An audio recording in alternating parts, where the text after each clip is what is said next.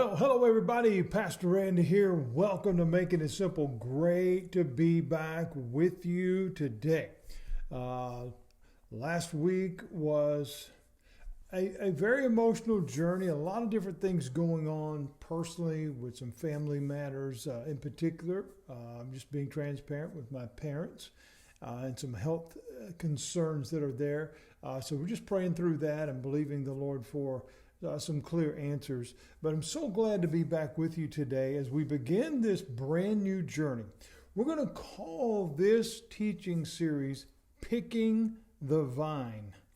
Now, there's a reason that, of course, that I'm using that is we're going to be looking at Paul's letter in Galatians, and in particular in chapter 5, verses 22 and 23, as what is commonly known as the fruit of the Spirit. Now, many believers, I would say, in fact, most believers have heard that phrase, fruit of the Spirit. It's very known a concept as far as familiarity goes. But what is it?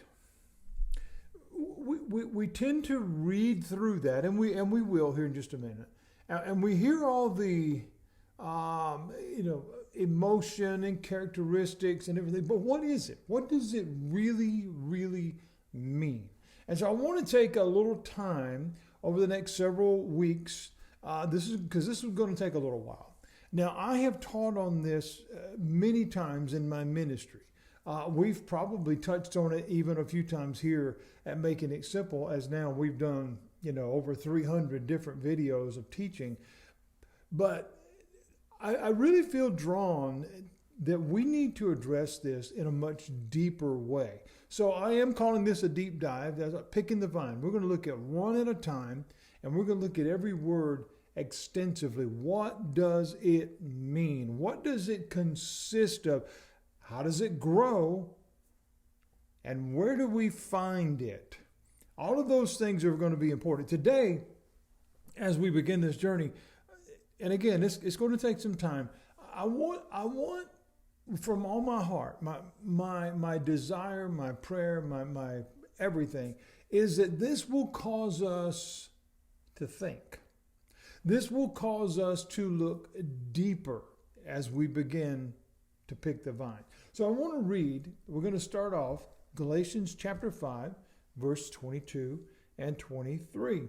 And the scripture says, "But the fruit of the Spirit is love, joy, peace, patience, kindness, goodness, faithfulness, gentleness, and self-control. The law is not against such things."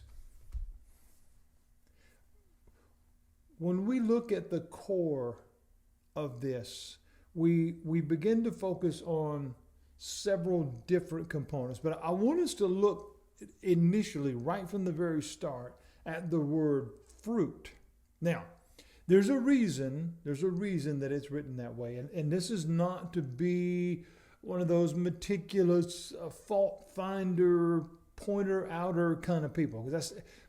But many people, they say fruits of the Spirit. But that's not right.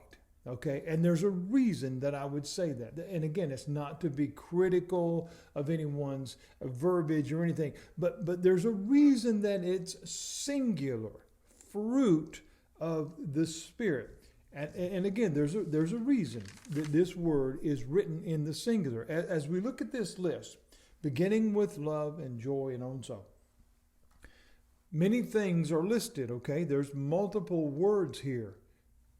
But they all find a commonality in that they are birthed from the first word, which is love.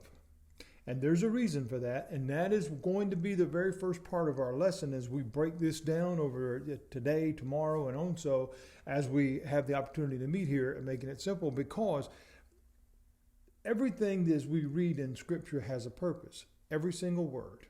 Every single word, even from the difficult names and whatever that maybe we get a little frustrated with from the Old Testament and on so through. But every word that is written has a meaning.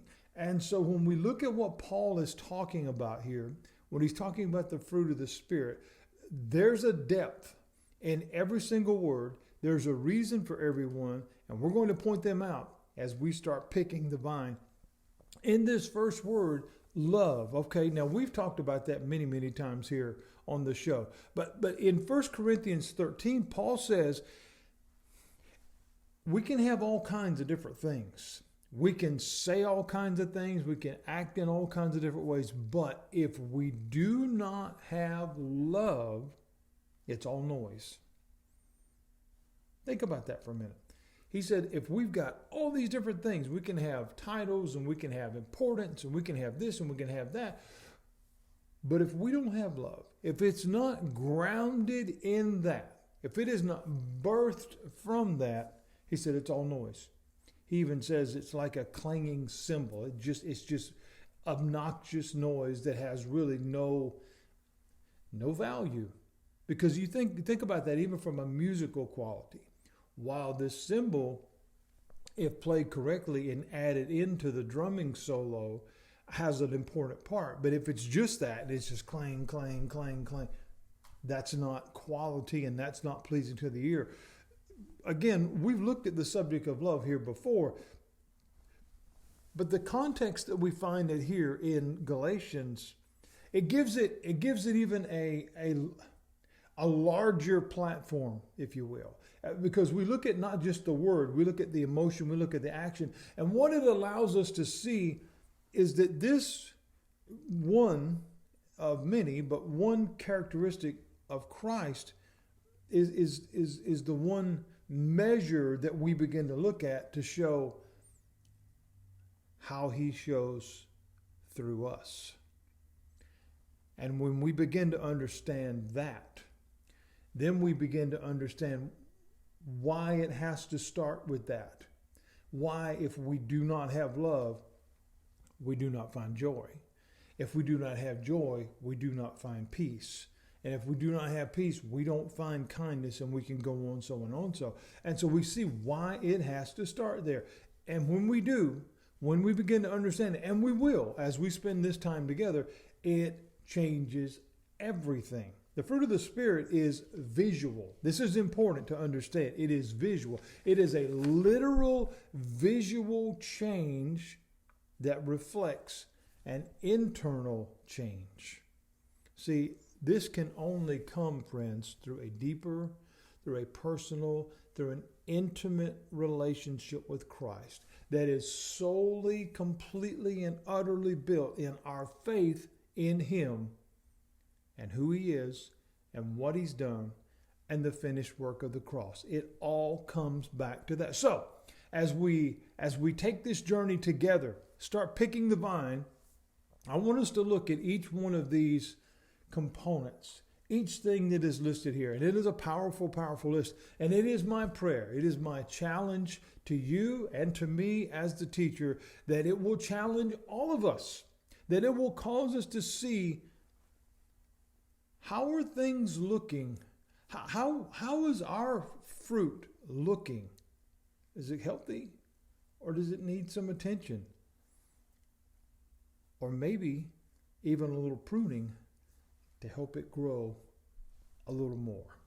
We'll come back here tomorrow, Lord willing, for the very first lesson in picking the vine. What is the fruit of the Spirit? Lord willing, I'll see you tomorrow. Hope you have a great, great day. God bless you all. Thank you for joining me. We'll see you next time.